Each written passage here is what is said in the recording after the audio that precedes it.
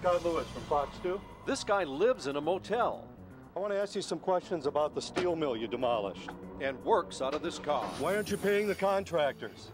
He's got a long criminal record Why did you leave such a mess down there? and a history of poisoning the environment. So why in the world did the city of Ecorse give him a multi-million-dollar demolition contract? It turned into a fiasco. This is the old Michigan Steelworks complex. Tom Carter was supposed to tear everything down and clean up the property. Look at this mess. Tons of rubble and debris strewn all over the place. On top of that, there's a trail of lawsuits and at least $500,000 in unpaid bills. Tom Carter's got some explaining to do. And he's about to go ballistic on us. I want to ask the mayor. What's that? Ask the mayor. I want to ask you. You left a mess down there. Whoa, hey. I didn't leave a mess down there. You ask the mayor, okay? Have a good day. Oh, I will, Tom. And don't worry, we've got some questions for the mayor, too. He's almost as hinky about this thing as you are. Mayor? Mr. Mayor? Mayor? Oh, here. Wait till you see the stunt he pulls to dodge the problem solvers. You'll see how this plays out in a minute. Wait a minute. Tom Carter will come back again and again with more fireworks. You'll hear all about his environmental disasters and his criminal record. Right now, more about the demolition job in Ecorse. The city bought the abandoned Michigan Steelworks in 2004, planning to tear it down and build upscale housing. After they bought it, they discovered a windfall. There was $10 million worth of scrap steel in the place and $2 million in scrap copper. That's $12 million bucks, enough to pay for the purchase of the property and the demolition and cleanup with millions to spare. Carter was supposed to get over $1 million in cash and a share of the scrap copper. But now most of the scrap is gone, the work has stopped, and the debris has been lying there for months. Imagine how Cassie Kosick feels.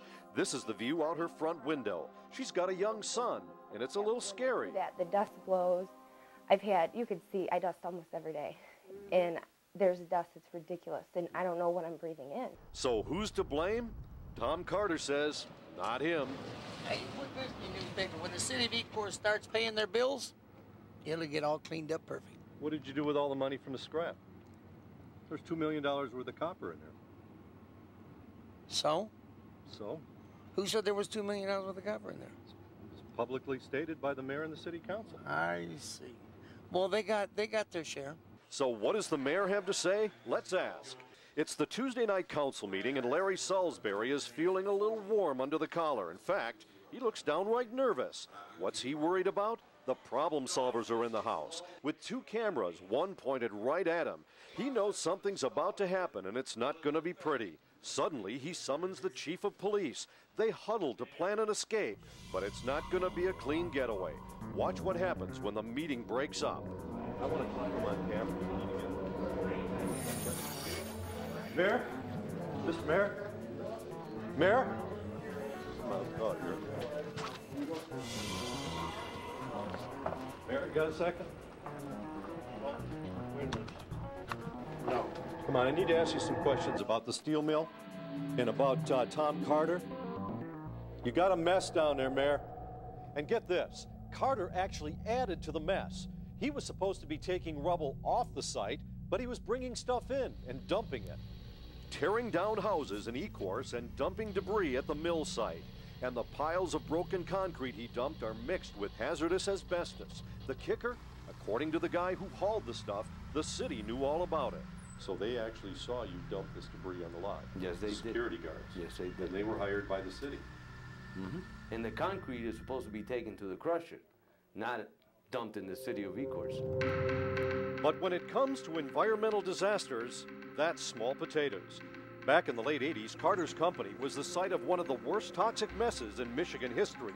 Carter Industrial was on the EPA Superfund list. PCBs from electrical transformers were dumped on the ground. The cleanup cost $12 million. A few years later, Carter abandoned a scrapyard in Alpena called Fivenson.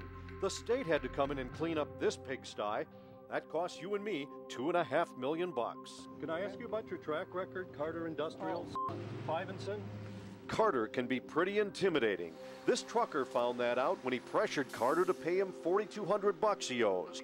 Carter left a message threatening to call immigration.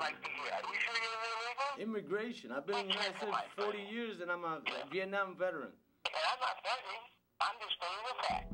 I looked into Carter's past and found quite a rap sheet. Convictions for bad checks, larceny, air pollution, and malicious destruction of a building. He even did 2 years in the federal pen for mail fraud.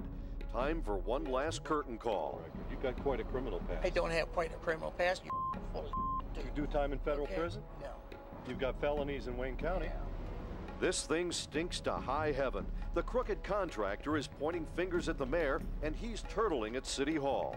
What happened to the $12 million in scrap, Mr. Mayor? I waited by his car for over an hour that night. Found out later they had hustled him out a back door and whisked him away in a police car.